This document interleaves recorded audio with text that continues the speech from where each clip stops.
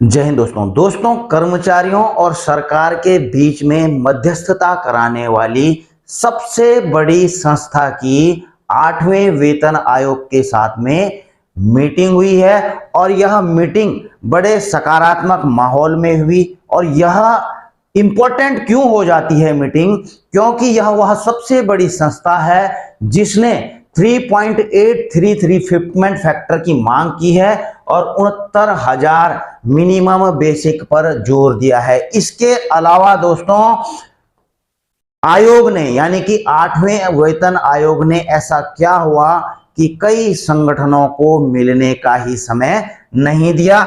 इस वीडियो में दोस्तों सारी की सारी चीजें आपके सामने रखूंगा। सबसे पहले आप देख रहे हैं दोस्तों कि 8वें वेतन आयोग का कल यानी कि 28 अप्रैल को एनसीजेसीएम स्टाफ साइट के साथ में मीटिंग हुई। और आप यहां पर देख भी रहे हैं दोस्तों कि एनसीजेसीएम के जो सेक्रेटरी हैं शिव गोपाल मिश्रा जी यहां पर भी आपको दिखाई देंगे।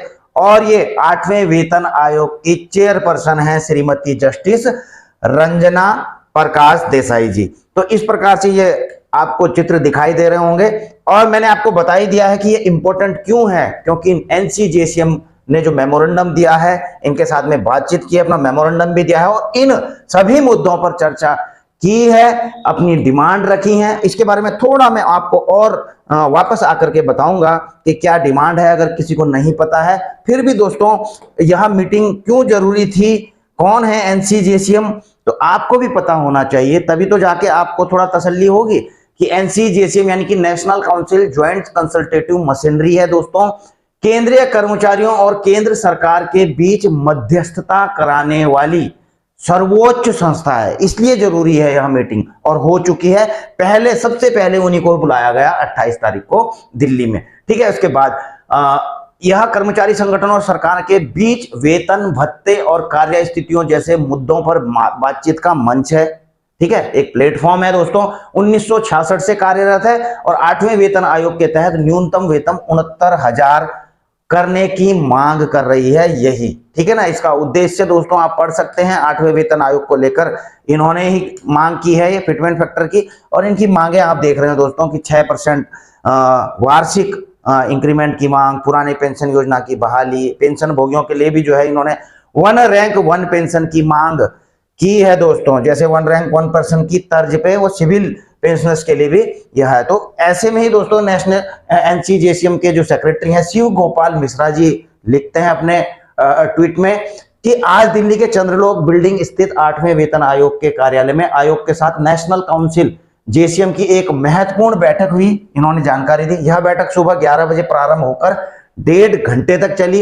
इस मीटिंग में कर्मचारियों के मेमोरेंडम से जुड़े सभी प्रमुख मुद्दों को मजबूती के साथ, जो दोस्तों मेमोरेंडम में है, थोड़ा मैं आपको दिखा भी दूंगा मोटा मोटा, रखने के साथ ही कई अन्य महत्वपूर्ण विषयों पर विस्तार से चर्चा की गई जो कर्मचारियों और पेंशनर्स के हितों से सीधे जुड़े हुए हैं। पूरी बातचीत एक सकारात्मक और सहयोगपूर्ण माहौल में हुई जहां हमारी बातों को गंभीरता से सुना गया, ठीक है ना। कोई मतलब ये एक कोई भी बातचीत होती है दोस्तों, वाकई में अगर सकारात्मक माहौल में हो, सहयोगपूर्ण माहौल में हो, तो उसका जो है इम्पैक्ट ही अलग पड़ता है और बड़ी गंभीरता के साथ सुना। जैसा अभी देहरादून में भी आई थी 8वीं वेतन आयोग, तो वहां पर भी जो संगठन मिले थे वहां पर उन्होंने भी कहा है कि 8वां वेतन आयोग ने हमको बड़ी गंभीरता से सुना है, हमारी बातों को नोट किया है और आगे भी इसी प्रकार की बैठकों के माध्यम से हम अपने सभी मुद्दों को मजबूती से रखते रहेंगे। इसके अलावा दोस्तों आप देख रहे हैं ये नोटिस निकाला है 8वें वेतन आयोग ने, लेकिन इस नोटिस की तरफ थोड़ा बाद में जाऊंगा, क्यों संगठनों को मना किया ये थोड़ा आगे बताऊंगा। इससे पहले अगर आप देखें जेसीएम की एनसीजेसीएम की जो मेमोरेंडम दिया है, कल जो उन्होंने बातचीत की है, किस किस चीज को उठाया उन्होंने कि जो मिनिमम सैलरी है 18,000 से बढ़ करके दोस्तों 69,000 की मांग की है। वैसे तो आपको सभी को पता ही है, ठीक है, फिर भी मैं बता देता हूं। 5 यूनिट एक फैमिली से दोस्तों काउंट करने की, उसी से कैलकुलेशन होता है ना, एक तो ये मांग की गई है। इसके बाद दोस्तों fitment factor 3.83, annual increment 6% proposed, ठीक है, अभी तो 3% है। पे रिवीजन साइकिल एवरी 5 ईयर्स, जैसे 8 पे कमीशन हर 10 साल में आता है ना, तो मांग ये की गई है कि हर 5 साल में होना चाहिए, ठीक है। पे स्केल मर्जर ये सारे पे स्केल को मर्ज करके देखे, 2 और 3 को मर्ज करके 3, 4, 5 को 5, 7, 8 को 8, 9, 10 को 10। बस ये इनको मर्ज करने की यहाँ पर इन्होंने मांग की है, मैक्सिमम टू मिनिमम पे रेशो। ठीक है, तो ये यहाँ पर बताया गया है। बाकी ये चीजें तो सारी दोस्तों आप देख ही रहे हैं कि क्या है, ये सारी चीजें वहां पर एक्सप्लेनेशन के लिए जो है, जस्टिफिकेशन के लिए दी जाती हैं ये चीजें। ठीक है, तो ये है। लेकिन अब बात करेंगे दोस्तों इस नोटिस की जो 8वें वेतन आयोग ने 24 अप्रैल को जारी कर दिया था। द 8th पे commission has received large number of request for interaction with the commission for 28 से 30 अप्रैल। तो आपको पता होना चाहिए 28 से 30 अप्रैल तक दिल्ली में जो है 8वें वेतन आयोग की संगठनों के साथ में मीटिंग है, और ऐसे में कई रिक्वेस्ट उनको प्राप्त हुई है 8वें, क्योंकि इनकी तरफ से नोटिफिकेशन जारी किया गया था कि भाई जिनको भी मिलना है वो हमको मेल कर देंगे। ठीक है, जो भी संगठन, तो ऐसे में कई मेल्स आ रही हैं उनके पास में आई हैं, तो ऐसे में जारी करना पड़ा उनको 8वें वेतन आयोग को क्या ये नोटिस। और इस नोटिस में दोस्तों लिखा क्या है, आप हिंदी में बता देता हूं कि 8वें वेतन आयोग को 28, 29, 30 अप्रैल को दिल्ली में यूनियन के साथ मीटिंग के लिए बहुत बड़ी संख्या में अनुरोध मिले हैं। इनका कहना है आयोग इन 3 दिनों में जितना ज्यादा हो सके यूनियन एसोसिएशन के साथ में मीटिंग शेड्यूल कर रहा है, लेकिन शेड्यूल बहुत टाइट है।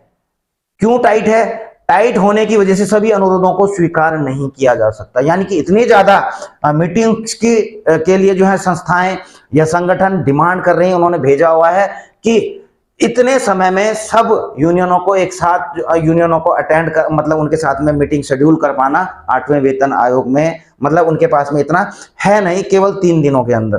ठीक है, तो ये कहते हैं कि आगे दिल्ली और देश के दूसरे राज्यों, यूनियन टेरिटरी में भी और मीटिंग होनी है, जिनकी जानकारी आयोग की वेबसाइट में। अब ये कह रहे हैं कि इसके अलावा भी हमने देश के अन्य राज्यों में करना है मीटिंग। ठीक है, तो आप क्या करो, वहां पर भी जाकर के अपने राज्य में रहिए, वहीं पे जब हम आएंगे तो आप वहां पर हमें मिलिए।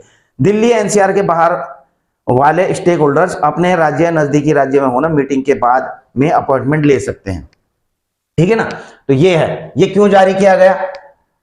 केंद्रीय सरकार के कर्मचारियों पेंशन के वेतन भत्ते सेवा सत्यों को रिव्यू करने के लिए 8वां वेतन आयोग बनाया गया। आपको पता ही है 1 जनवरी से इसे प्रभावी माना जा रहा है। और आयोग इस समय स्टेक होल्डर्स, जो आजकल चल रहा है 8वां वेतन आयोग का काम, इस समय स्टेक होल्डर्स, यूनियन, एसोसिएशन आदि से राय, मेमोरेंडम और सुझाव ले रहा है। दिल्ली में 3 दिन की मीटिंग इसी प्रक्रिया का हिस्सा है। इससे पहले दोस्तों 24 तारीख को देहरादून में हुई थी, अब 28, 29, 30 को दिल्ली में चल रही है। इतने सारे अनुरोध आने के कारण आयोग को स्पष्ट करना पड़ा कि सबको जगह नहीं मिल पाएगी, आगे भी प्रक्रिया चलेगी।